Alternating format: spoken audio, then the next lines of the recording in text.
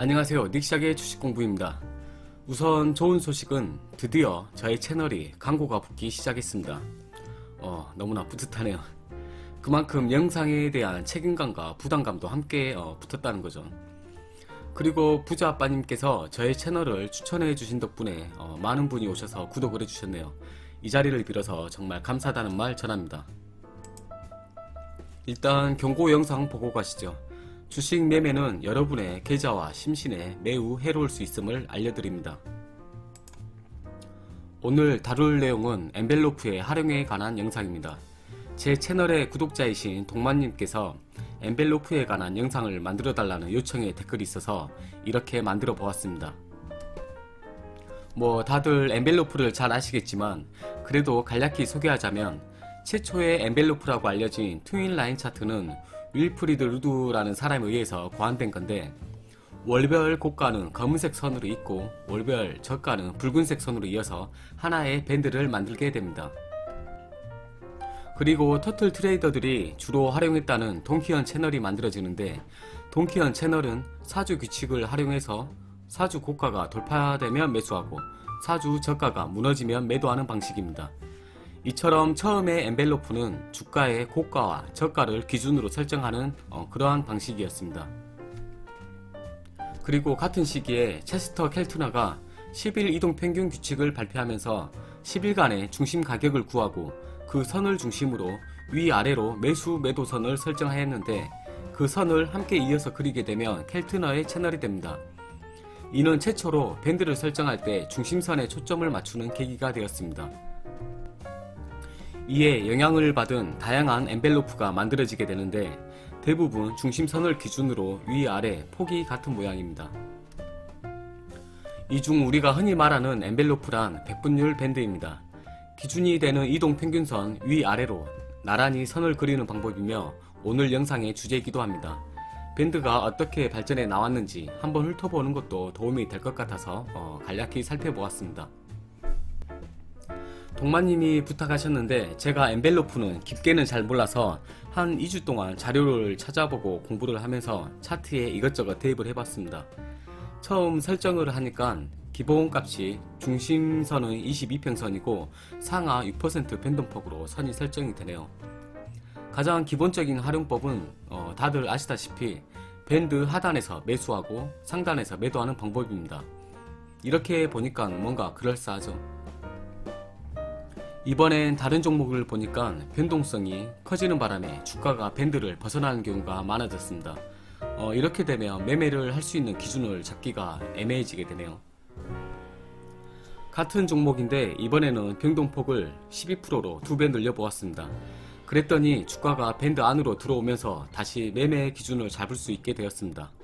즉 종목별 변동성에 따라 변동폭을 설정한다면 유용할 수 있겠다는 생각이 들지만, 추세가 형성되면 밴드 폭을 늘려도 밴드 안으로 담기가 힘들어집니다.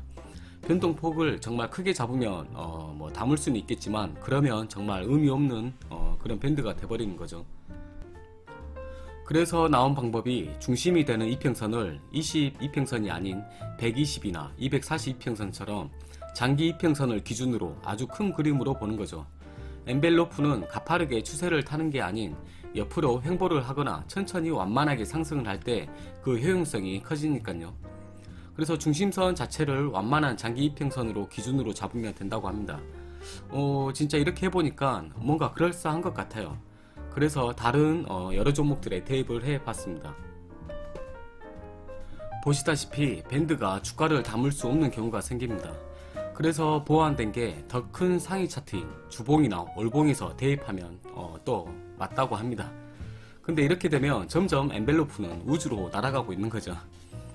가장 기본적인 방법인 하단선에서 매수, 상단선에서 매도하는 방법이었는데, 어찌되었던 뭔가 이걸로 매매 기준을 잡기에는 제 마음에 와닿지가 않았습니다.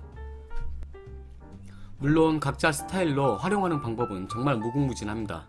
예를 들어서 엔벨로프를 2개 겹쳐서 추세선이나 채널을 설정한다든지, 엘리엇 파동을 대입한다든지, 아니면 보조지표를 활용하여 좀 더 보완을 한다든지, 여러가지 기타 등등이 있겠죠. 근데 차트가 복잡해질수록 본질에서 벗어나기 때문에 제 마음에는 그렇게 쏙 와닿지는 않았습니다.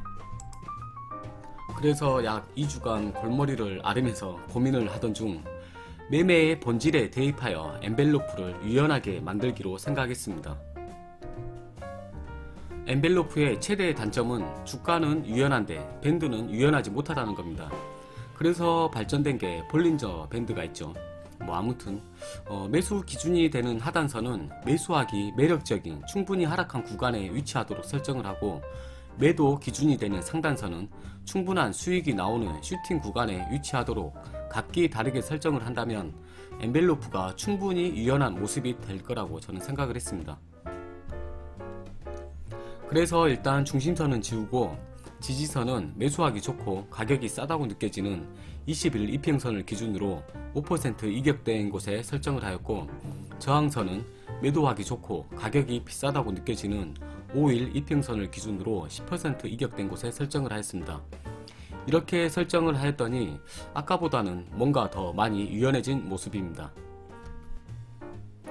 여기에 저는 면으로 분할 매수를 하기 때문에 기존의 지지선보다 7% 더 이격된 곳에 또 하나의 지지선을 만들어 이 공간을 분할 매수 구역으로 만들었습니다. 그리고 저항선을 매도 구간이 아닌 저항선을 뚫고 올라가는 윗부분부터 분할 매도 구간으로 설정하였습니다. 하나 더 보도록 할게요. 일단 분할 매수 구역인 21일 이평선에서 마이너스 5%에서 마이너스 12% 구간은 제가 그냥 임의대로 설정한 구간입니다.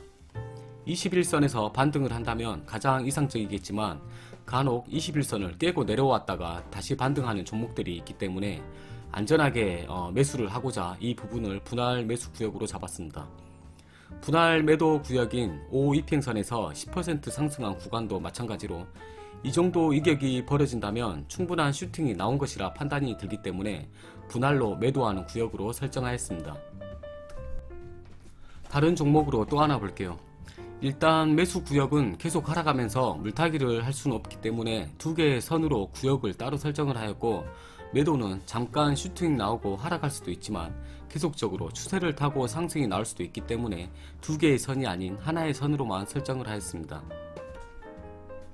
주식은 지나고 나봐야 알기 때문에 익절은 일단 슈팅이 나왔으면 즉 파란색 선을 뚫고 나오면 절반은 정리하는 게 좋은 것 같은데, 1번 동그라미처럼 밴드 간격이 좁았을 때보다 2번 동그라미처럼 밴드 간격이 좀 더 넓어진 상태에서 뚫었을 때가 슈팅이라 생각을 합니다.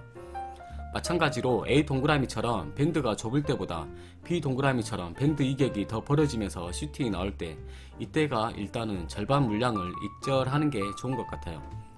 그리고 만약 이어서 큰 시세가 나올 수도 있기 때문에 나머지 절반 물량은 상황에 맞게 기준을 새로 정하여 분할로 익절을 한다면 후회가 없을 것 같네요. 이렇게 급등이 나오는 경우는 정말 너무나도 흔하지는 않지만, 그래도 만약 이런 종목을 잡았을 경우 어떻게 익절을 해야 하는지는 본인의 기준과 성향에 맞게 설정을 하면 될 것 같습니다. 이번엔 하단 밴드 이탈 모습입니다. 그림처럼 휩소가 나와서 다시 상승할 수도 있지만 본격적으로 하락을 시작하게 되면 손실이 커질 수도 있기 때문에 일단은 매도를 하는 게 심신 건강에 좋은 것 같아요. 그리고 손절은 5% 안팎에서 설정을 하는 게 심리적으로 좀 편한 것 같습니다. 그리고 하단 밴드 안으로 완전히 재진입하게 된다면 그때 다시 매수를 해도 늦지 않기 때문이죠. 근데 궁금한 게 있는데, 엔벨로프를 이렇게 설정하여 사용하는 사람이 혹시나 있나요? 만약 없다면 제가 여기에 이름을 하나 붙여줘야겠습니다. 닉시하게 이니셜을 따서 NS밴드, 뭔가 촌스럽기도 하고 뭐 그럴싸하죠. 일단 명칭이 있어야 부르기 쉬우니까 대충 이름을 만들어 봤습니다. 아무튼 여기에서 더 연구해야 하는 게 5가지가 있습니다. 첫 번째는 기본적으로 추세와 사이클에 대한 이해가 있어야 합니다. 이건 어떠한 매매를 하든 가장 기본이 되는 개념입니다. 두 번째는 밴드 폭의 설정인데, 앞서 설명한 밴드 폭은 제가 임의대로 설정한 수치입니다. 여기에 상황에 맞게 혹은 자신의 스타일에 맞게 비율을 재설정을 한다면 정말 재밌는 모습들이 많이 나옵니다. 이것저것 대입해 보면서 자신에 맞는 밴드 폭을 찾는 그런 연구가 필요합니다. 세 번째는 손절 기준을 어떻게 잡을까입니다. 제가 볼 때는 5% 안팎에서 설정을 하되 뭔가 합리적인 기준을 찾아야 합니다. 전저점을 이탈하였다거나 하이 차트에서 추세가 하방으로 꺾였다거나 각자 개인이 보는 기준에 맞게 설정을 하면 될 것 같습니다. 네 번째는 익절 기준입니다. 익절은 파란색 저항선을 돌파하면 기본적으로 분할 익절을 실시하는 게 좋은 것 같습니다. 그리고 추가로 상승할 수도 있기 때문에 나머지 물량은 어떻게 익절을 실시할지를 기준을 잡는 그런 연구가 필요하겠죠. 마지막으로 비중 조절입니다. 비중 조절은 매매자의 심리에 굉장히 큰 영향을 미치는 동시에 손실과 익절의 폭을 결정하는 중요한 부분입니다. 매수 시에는 어느 부분에서 얼만큼 담아 나갈지, 매도 시에는 또 얼만큼 덜어낼 것인지를 비율을 잘 설정하시길 바랍니다. 그리고 같은 매수를 하더라도 기준가 위에서 매수를 하는 것과 기준가 아래에서 매수를 해 나가는 건 정말 수익에 많은 차이가 있습니다. 중요한 건 밴드 자체의 틀이 아닌 밴드가 갖는 의미입니다. 어떠한 고민에 의해서 설정되었는지를 되짚어보면 이 밴드를 활용하는데 정말 많은 도움이 될 것 같습니다. 아무튼 엔벨로프를 어떻게 합리적으로 활용할까 2주간 정말 계속 고민하다가 여기까지 왔네요. 일단 간략히 설명을 했는데 관심 있으신 분은 이것저것 대입해 보시고 재설정해 보면서 활용하는 방법을 연구해 보시면 정말 재밌는 결과가 많이 나올 거라 생각합니다. 저는 이제 고향에 좀 잠깐 내려갔다 와야겠네요. 모두들 주말 잘 보내시고 다음 주도 성투하시길 바랍니다. 그리고 엔벨로프에 대해 고민할 수 있게 해준 동만님에게 감사하다는 말 전합니다. 이상 니시작의 주식공부였습니다. 다음에 또 뵙죠.